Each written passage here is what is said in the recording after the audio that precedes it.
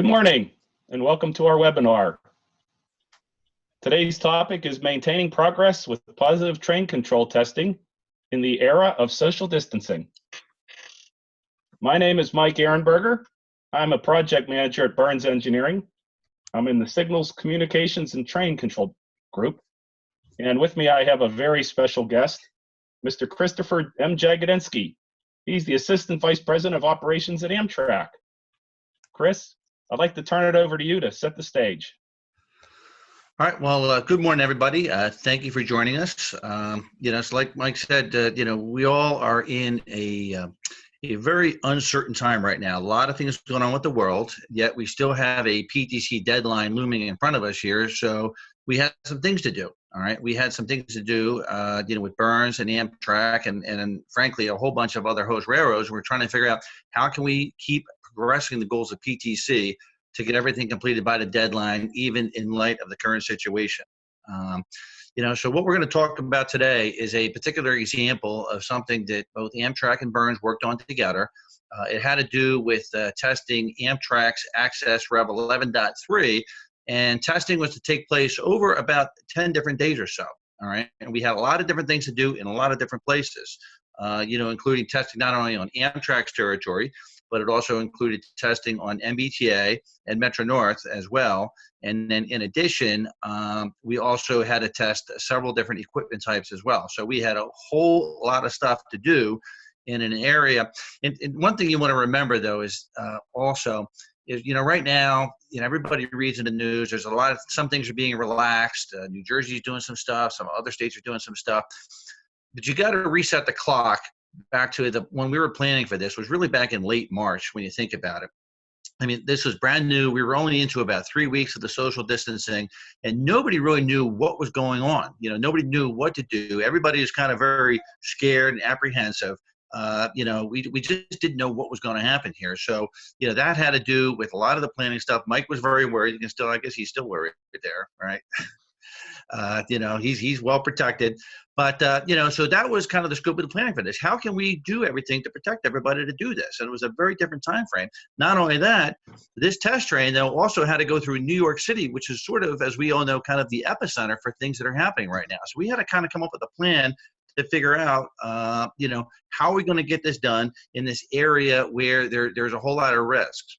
So, one of the things that folks, I know there's a number of folks on here who have spent time testing in the field. A locomotive cab is not a very big place, okay? In some cases, a locomotive cab on certain things, it actually may be 16 square feet, 24 square feet. Amtrak's diesel locomotives are roughly about 32 square feet. And when you get these test trains, you have a whole bunch of the testers that you need to work with. Sometimes you have 4 in that cab. It's pretty tight. Sometimes we've had more than 4, depending on the circumstance. We get some waivers. We've had 5 or more up in the cab of the locomotive. There is no way that you can do social distancing, in a locomotive cab like that. So our goal was how can we figure out, can we get this done? And really, we actually really had 2 purposes that we were going to talk about here. Okay, there's 2 objectives from this plan that we set out to meet. The first one was, how do you keep social distancing on the test trains themselves? Okay, and that's going to be a locomotive cab issue. But the second thing was, thinking back to a month and a half ago when we were doing this, how do you also keep the testers safe and the rest of society? I mean, there was not a lot of stuff open. What are you going to do for food? There's no restaurants, so there's takeout from some places. McDonald's drive-thru is only going to go so far. We don't want to kill for something else here. So how do we do that? So really, we had 2 purposes here of, how to set up the test train. So Mike, let's go to the next slide. Let's take a look at our test train here that we have. And so this is actually the test train we put together. All right. So what I'll speak to first here is a couple things about how do we promote social distancing with the rest of society. And then what Mike worked on really was, how do you promote social distancing on board the test train, and technically how do you achieve that? Okay. So one of the things that Amtrak has the benefit of, unlike a lot of other agencies, is that we've got a lot of what we call feature cars. Our feature cars are sleeping cars, bedrooms, we have food service cars, we've got a variety of different food service cars. And so, what Amtrak has a capability to do is really we can turn a test train into almost like a rolling hotel is really what it is. We can have a rolling hotel. So, this is the test train here. You can see, the first car is Amtrak's conference car. The middle car you see in the train here, the one with the red, white, and blue stripe, is a Pacific Bend. We'll talk a little bit more about that, but that's actually sort of a command car, but it's also got bedrooms on board. We've got onboard showers, onboard restrooms, and the restrooms are designed, or the same type of restroom system is designed like our long distance trains, where they are able to go multiple days across the country, without worrying about having to be serviced. It's not like some of the shorter distance stuff that you may see on a commuter train. So you can do that. And not only that, this car, believe it or not, it's got an extra bonus feature in it. I think it's probably the only one of two in the country, both which owned by Amtrak. Believe it or not, it actually even has a washer dryer. I have personally done laundry on this car in the middle of the Grand Canyon of Oregon, out in the Oregon trunk, and at the Deschutes River Canyon. I was doing my laundry one day on the train out there. Believe it or not, it is possible. So you can actually live on this car for a week, and that's kind of what we set it to do. Really have a hotel on wheels and minimize the impact of folks coming and going, of folks having to get off the test train, try to go find some food, try to go find some place to eat, and then have them exposed to society at large here, which we really didn't know what was happening in some of these cities and towns, and we just kind of wanted to take the safe course. And so that's how we set it up. So Mike, let's go talk about where we were for 10 days. So you can see this is a map of the lines in the Northeast, and we were out there for about a week and a half roughly to cover it, and that's not including setup time. And our test train was put together. We started out up in the top center of the screen at Rensselaer, New York, which is where Amtrak has a maintenance facility here. And so Mike is the guy that kind of invented the technical system. We spent a couple days kind of configuring everything on board. We'll get to that in a minute. To put the train together at Rensselaer. So what we did, we went from Rensselaer to Schenectady on day one to test some stuff out for Amtrak. And, just out and back, exercise the system a little bit. Amtrak has access territory up there, and we tested any number of different things there. The following day, we went between Rensselaer down as far as Croton Harmon, New York on Metro North. We needed to test some of the Rev 11.3 functionality on Metro North's wayside, as well as just some general interoperability with Metro North's radios, their speed restrictions, zero-speed TSRs were tested, stop and releases were tested. I didn't shut my clock off here, did I? Like I said I was going to. Everybody can see my clock is late here. I'm sorry about that. So we did testing on Metro North. So that was on April the 8th. And so all those tests went well. In the meantime, everybody's living on this train. And I got to say this, too. I'm not sure if anybody from Metro North is on the line here or not. It also involved not only the cooperation of Burns and Amtrak, but also we needed the cooperation of the host railroads too. So for example, Metro North, who normally has a bunch of testers on board the train with us, we were actually able, through the technology we had, we're able to actually stream some stuff remotely. Mike will talk about that in a few minutes here. And Metro North, we had them on a conference call while the train was moving, but we actually had 0 Metro North test personnel on board this train for this particular day of testing. We were out there. All right, and we were able to accomplish this through the technology that Burns and Mike were able to help us put together here. So after we got done with the Metro North test, we had a day back, and we had a 1 day of rest in Rensselaer in case we had to, just as a kind of contingency day. But the following day, then we went from Rensselaer over to Boston, and we saw a couple things over here. So the train ran from Rensselaer. It actually transitioned from Access over to IETMS at the CSX Amtrak boundary. Ran IETMS on CSX. When we got to Worcester, which is right underneath the map there where you see where the T is, we transitioned from IETMS back to MBTA access, at Worcester at the line boundary there, and ran into all the way into Boston. That was actually about a 200-mile journey that day. So the following day, in the morning, we then had to go test on what we call the MBTA's north side. Okay, that's a very unique access. It's the only place where, at least that I'm aware of, where we have this access configuration. It's access with wayside signals, but no cab signals. All right, the north side, in some cases we call it the dark side. It's dark from cab signals there. And we needed to do not only test 11.3, but we also performed some of the interoperability testing with the MBTA while we were up there. All right, the next day, right, we had a contingency day. We weren't sure what to do. So the next day was actually Easter Sunday. So we actually had a little Easter dinner on board the train. Actually, Mike did. I didn't. I was not. I was doing this all remotely. We actually did everything. And Mike, actually, who is that guy? Who is that guy that's in the picture there? That's our little mascot. Does he have a name? Did he have a name? No, we didn't name him. We were too busy. All right. But that's Easter Sunday. Everybody had the day off on Easter Sunday. No testing on Easter Sunday. But so let's just stop for the food here for a second. So, what we are able to do, obviously, because Amtrak does have food service on the trains, Amtrak is still running service in a number of places around the country, albeit, our service levels are reduced by probably about 60% across the country just because the ridership demand is way down. We're only running some essential things. So our commissaries are open. We do stock food on the trains. And so we had I gave them some Amtrak help, to get on the train for folks who are familiar with it, was able to take care of the food, take care of onboard cleaning, because that was one of the other things. I didn't want all of the regular coach cleaners to kind of come on, all the mechanical folks tramping through the equipment here.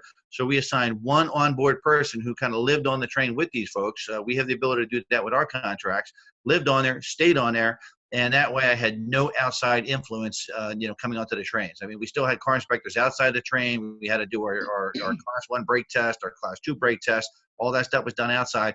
But we kind of isolated the whole train inside for just those folks who were living there on the train for 10 days. So, and we were still able to give them food. So that was good. Our menu items were cut back a little bit due to the COVID situation, but still, Mike, was it okay? Yeah, it was very good. When we got to Boston, we were actually able to access a market there, and this was a steak dinner that we had on Easter Sunday. So there you go. So we were able to do that. Everybody can't do this, but we were able to do that in some cases here. So after Easter Sunday, then we took the test train, went from Boston down to Philadelphia.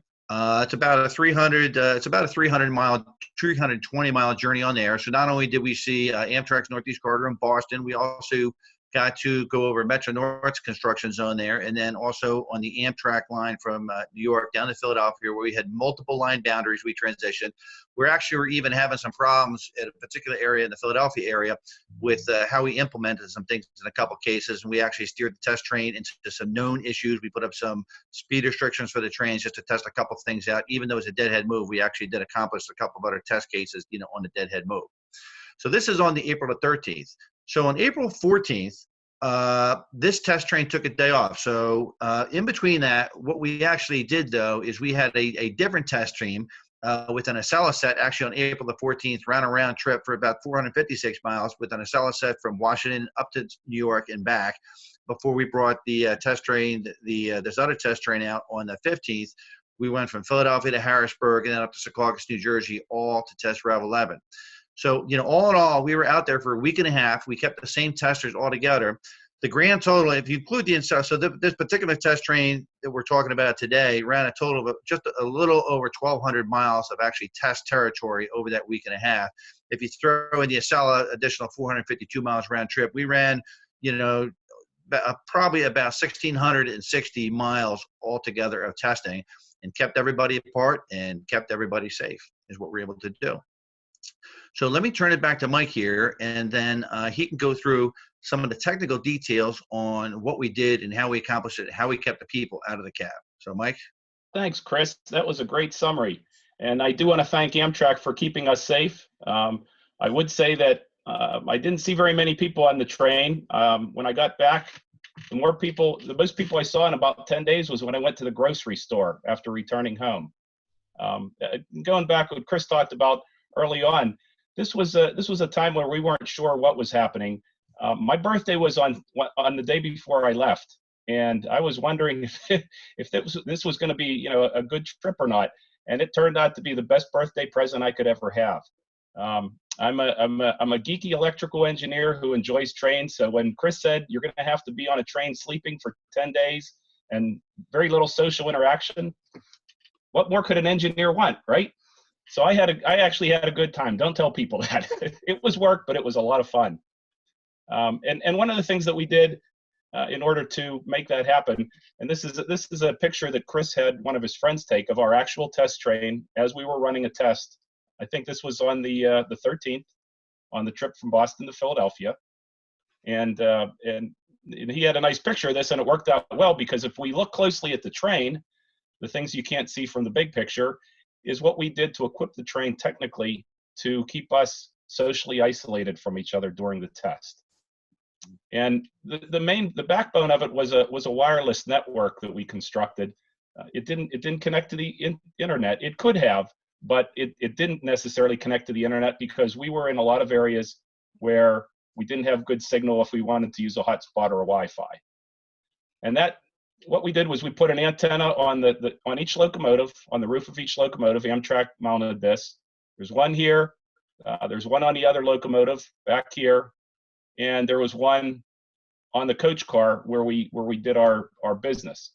So inside each locomotive, we had a laptop and a portable monitor set up so that we could bring all the screens up that we wanted, including video. We had cameras set up to take pictures out the window and also take pictures of the ADU as we operated. That was set up on both ends.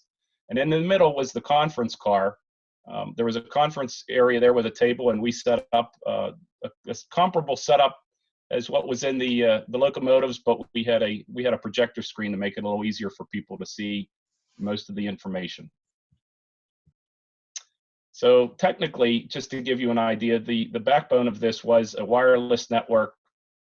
This was commercial off-the-shelf stuff. We were actually preparing for the test.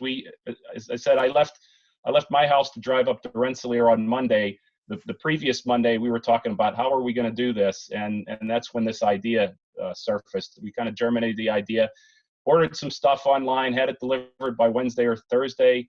Amtrak got it set up. By the time I was up there on Monday, it was physically on the train, and it just needed to be configured. So it consists of equipment that's essentially either a wireless access point or a remote station, and they use these out. They're outdoor rated. I've seen them at ski areas outside. They're meant for building-to-building communications or anywhere there's an outdoor setting. And we added to that some cameras attached to the laptops, these portable monitors. As I said, in the coach car, we used a projector and a screen when we had extra people on there. And for the most part, it was me, Jim Schuster from Amtrak, the Amtrak attendant that was there. He was with us. And then we had a guest every once in a while. Larry Warren from the FRA actually joined us. He stayed overnight, I think 2 or 3 nights, and he had so much fun, he came back one more time for the weekend when we went to test on MBTA. So all of the technical things that we're going to describe here, you're going to receive, all the participants will receive a short 8-page summary of the technical details so that if you want to recreate this setup, you can. I'm going to go through a few pictures here just to show you what we have. This was an idea that came up out of necessity. This is Rev 1.0.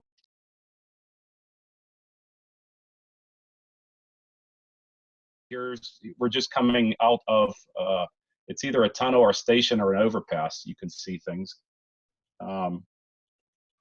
And here's just another view as we emerge a little further beyond that. That's why it's dark out in the windows. All of our testing was daylight, which was wonderful. It's nice not having to get up in the middle of the night to test. So that made it much easier. Every day was daylight, and that kept our schedule pretty nice. This is a close-up view of what you would see as the test was running. In the corner, you can see the aspect display unit. This was a view through the windshield of the locomotive. These were the windows from Access View that show the transponder messages and the radio messages. You can actually see a graph get created as you are running, and there was a sort of an auxiliary ADU that you could bring up as part of the software to see a couple other things. This shows our actual speed at this point. We were moving at 57 miles an hour, and the limit, the MAS at this point was 65. It was being enforced by Access because this light over here is lit. That's how you can tell. And by the time we got to this point, we had the network working on board pretty well. We were actually able to tie in a hotspot. The coverage was pretty good between Boston and Philadelphia. We tied in a hotspot, and I'm going to show you just a short video here of what it actually looked like. And I think I can turn the sound on. When we were doing this, the folks on the wayside from Amtrak, they were looking for a particular issue. As Chris said, they had some things set up on the wayside. We were looking for a particular issue. They were actually helping talk me through where it is I could expect to see the problem. And I'm going to let this play just for 30 seconds. Trying to get my bearings. You're coming up.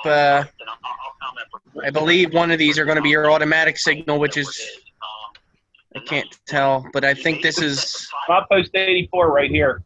yeah, you're going to 85.9 is that PDS, DS or whatever you want to call that. The PDS 85.9, okay. What's word 84, 84.1?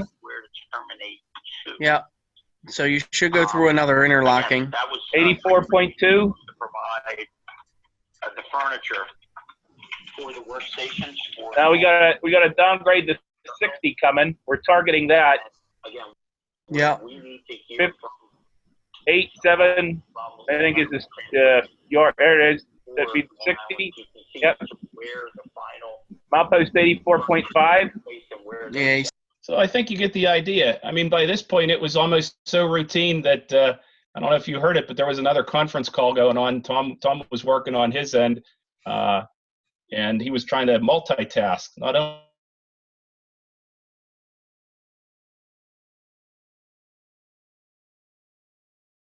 a few other pictures here, just a little of the social aspects. This is the Amtrak Pacific Bend. I think Chris might give a few more words on that in a few minutes. There's the washer and dryer. And yes, the washer and dryer was used several times during our trip. This was where the work went on when we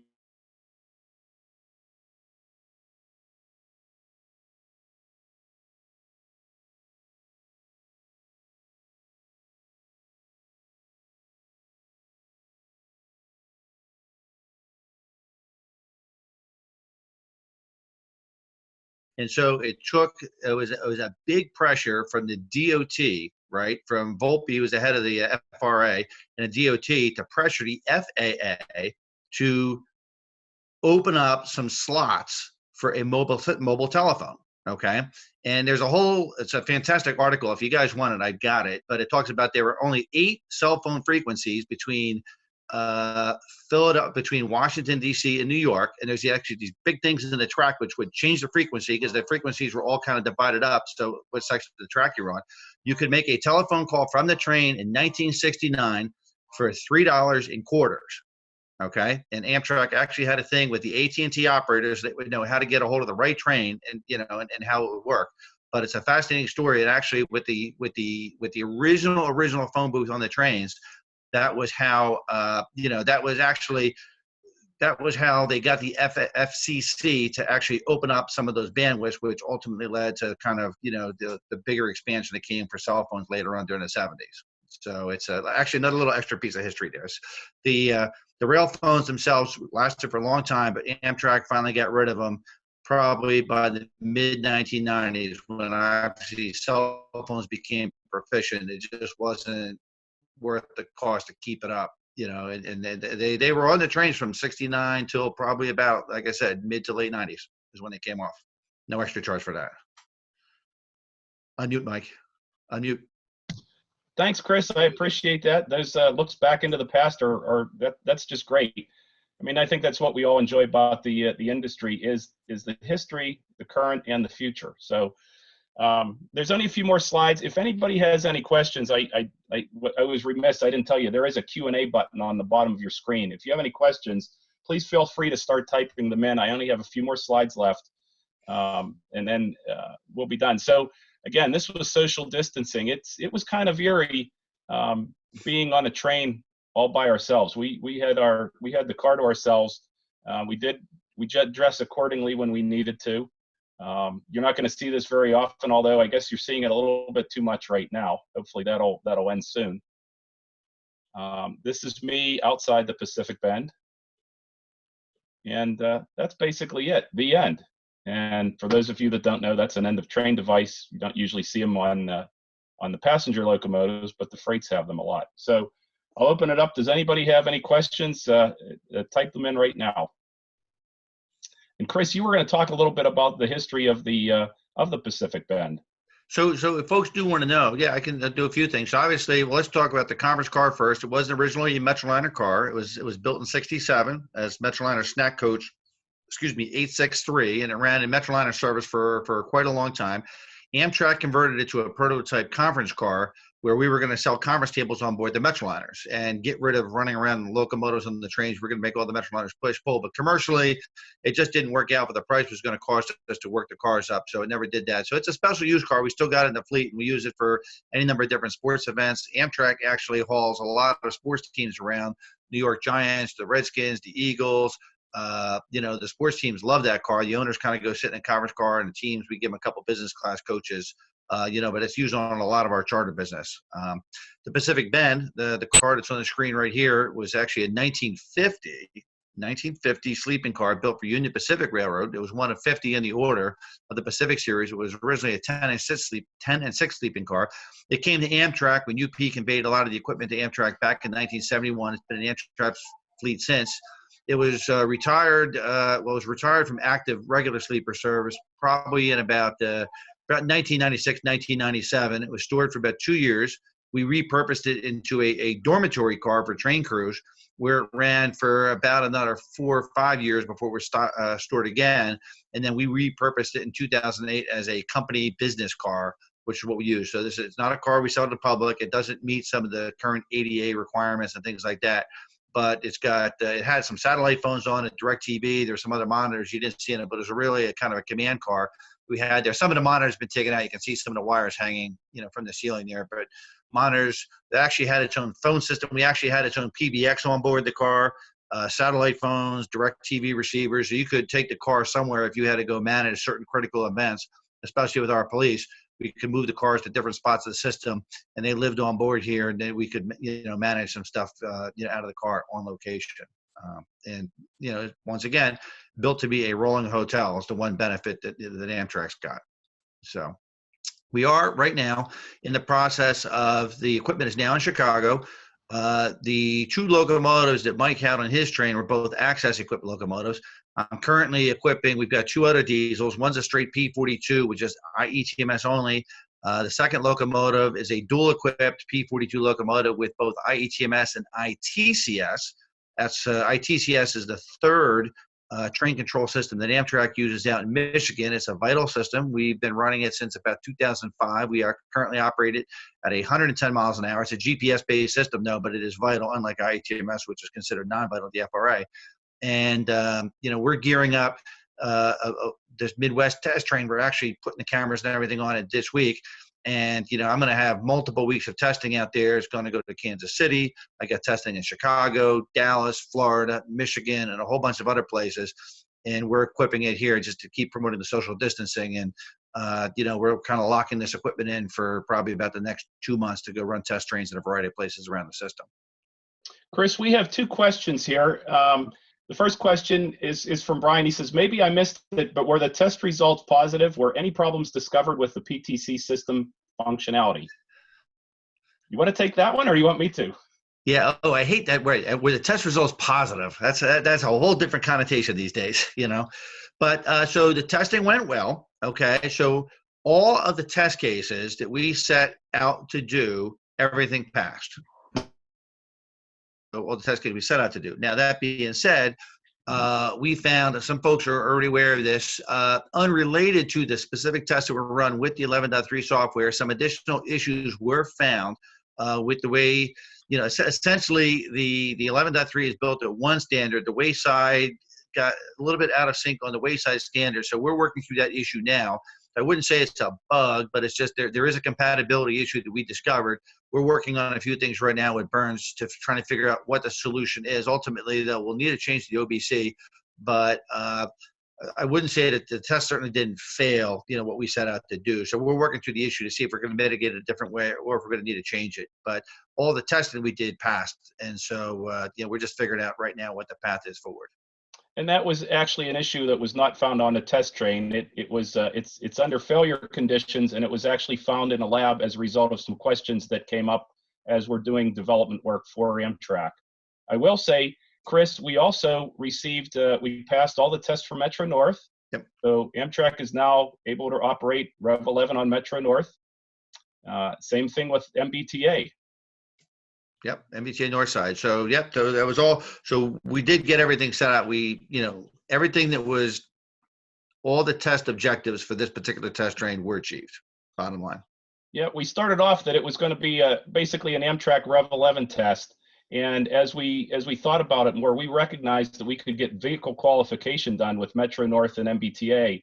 And the folks at MBTA and Metro North were very good working with us to set that up. Everybody had concerns about the social distancing, and everybody made it work out. And so Amtrak got 2 for 1, or actually 3 for 1. They not only did their Rev 11 testing, but they did the vehicle qualification test on Metro North and on MBTA. There's another question here. It says, when did you first start planning? This is from Tricia. When did you first start planning for this alternative form of testing? You mentioned that you were able to launch this protocol within about a week. Had planning started before this? Can you provide other examples of expedient pivoting on this project? Well, Tricia, I'll let you know. We actually were planning to go on the test train 2 weeks before we actually did. I was on my way up to Rensselaer when I think that was the first day or the second day that the quarantine hit, and we actually stopped and turned around and came back home. So then we were trying to figure out how we could do testing, and we really didn't come up with this approach until we decided, look, we're gonna put a stake in the ground and we're gonna target 2 weeks from now. And then it was really less than 6 days before the tests were to begin where we came up with this idea of how to do it. But the planning for the whole trip, that started even before that. What made this all possible is that Amtrak was able to create a dedicated train for us. This was a rolling quarantine. We, as I said, I saw fewer people on that train in 11 days than I saw in the supermarket when I got home. It was a fantastic thing. Once the idea came together, can you put together a train? Can we use it as a hotel? That was maybe about 2 weeks before we actually did the testing. So the thought process started there and said, is this even possible? Because as I said, we were planning to go up there and we were recognizing we might have trouble with hotels and food and everything. And as we talked about it, I think it was, maybe Chris, it might've been your idea to say, hey, we can put together a train. We put a sleeper car on it. We can put a work car where we can do a coach car with a conference room in it. And that's really where it all came up. So this all came together very quickly. Well, Chris, do you have a comment there? So I was going to say, yeah, so this particular car you see was actually scheduled to be retired, okay? And this car, I had this, the COTNS air brakes were expiring about 1.5 years ago, and I actually had the mechanical redo this car, just knowing that I needed a dedicated car on test trains that they weren't going to keep trying to steal from me for revenue service. I mean, the car's old; it's a 1950 car, right? But it works, and we can't use it for revenue service anywhere. So, one of the reasons I kind of had this car kind of in my back pocket was I always needed something I could rely on, where I could go and do some stuff with, that they wouldn't be begging me because they needed to go run on some revenue trains. So it worked out very nicely, and the fact that all the other amenities were on there was just a bonus.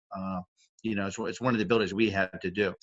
And one of the other things I will say is subsequent to this test train, and I'm not sure if anybody from Long Island Railroad is on there.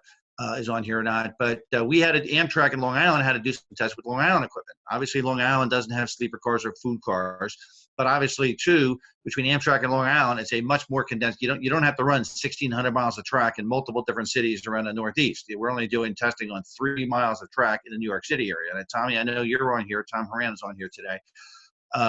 He went out there, and we were able to, the cab on a Metro North M3 car is probably 16 square feet. It's probably 4x4, and not even that. It's probably 12 square feet, where the engineer sits. Very crowded. We were actually able to work with Metro North. With the MU cars, you have the benefit. You don't have a diesel locomotive you have to overcome. We put some other GoPros in the cab and some other stuff, and that way you can kind of space the tester folks out in the passenger compartment area, when you have the cab car and the MU car. So we were actually able to accomplish that as well. It's an MU. Obviously, there's no diesel engine compartment or electric engine compartment, behind you. So we were actually able to make that work as well. So yeah, we had an awful lot of space on this compared to what you had to deal with there. Yep. The last part of the question was, can you provide other examples of expedient pivoting on this project? And it seemed like we were pivoting every 5 minutes, so nothing jumps out at my mind, because at this point, that's the norm. I don't know, Chris, if you have any feedback on that either, but I think that's the normal way to operate now. I mean, the railroad pivots by the minute. Okay. You know, I'm not a PTC guy by background, right? I just kind of got an honorary PTC title over here. I'm really an operations guy by background. For years, I ran our National Ops Center, and railroad operations changed by the minute. And so the one thing is about the railroaders you deal with, railroaders do learn how to pivot on almost anything, you know. So whether it was food or whether it was a changing schedule time or whether it was we found a problem with the third rail shoe on a locomotive. I mean, I couldn't even probably think about the list of 100 things we pivoted on. The key is, you know, when you have a test train like this, you know, set up regular cadences, and we set up regular calls every afternoon with the whole team to go over. So whether it was a team that was on the test train, myself, some of our other access test teams, you know, the Burns folks, we set up a regular call, you know, to communicate. We had a clear place to communicate any issues that came up during the day that we had to go deal with. Let's go deal with it now. So you're not scrambling. Everybody knows where the meeting place is. You blocked it out on your calendar so everybody could be there. And maybe sometimes it was a short call. Sometimes it was a longer call, you know, depending on the issues that came up. And so you're constantly pivoting with operations like this, especially on the complex nature of it. You know, we just set up common times and places to come to meet. So that way, you know, we could deal with the issues and all the right people that were there. You had all the right decision makers there so we could figure out what the plan was and what it could be. And, you know, each week, each day, frankly, we had different people coming and going. So sometimes I had Boston Mechanical on there, sometimes with the MBTA folks, sometimes with Philly operations folks. You know, we brought in different people during the days who would play a role with either A, the problem at hand, or B, you know, what we needed to do over the next 24 to 48 hours looking forward from local ops people to make sure literally we were all on the same piece of paper. Thanks, Chris. And I can tell you that all those conference calls at the end of the day to coordinate were great, and I loved my commute. Yep. So with that, I think there's no more questions. Chris, I want to thank you very much. That was wonderful for you to participate and help us with this. I give you my own personal thank you for all that you did for the test train, because I'm actually in that age group where I'm at risk, and it was wonderful what you did for us. I like I said, I felt safer on the train than I felt coming home after that. So thank you very much to Amtrak, everybody that was involved. I appreciate your help. Well, I will say, well, thank you, Mike. But the thing is, though, this was a team effort. So, you know, you see me and Mike here on the webinar, but there's a whole team of good Amtrak people and Burns people and everybody that were behind us here to make it all happen. So it's not just the two of us. I was just kind of the phone operator, you know, but everybody else are the ones really doing the work here. So it's really, you know, it was a team effort all the way around. I agree. And with that, I think we're going to end the conference. Thank you very much. Enjoy your day. Have a safe day and have a wonderful weekend. All right. Thanks.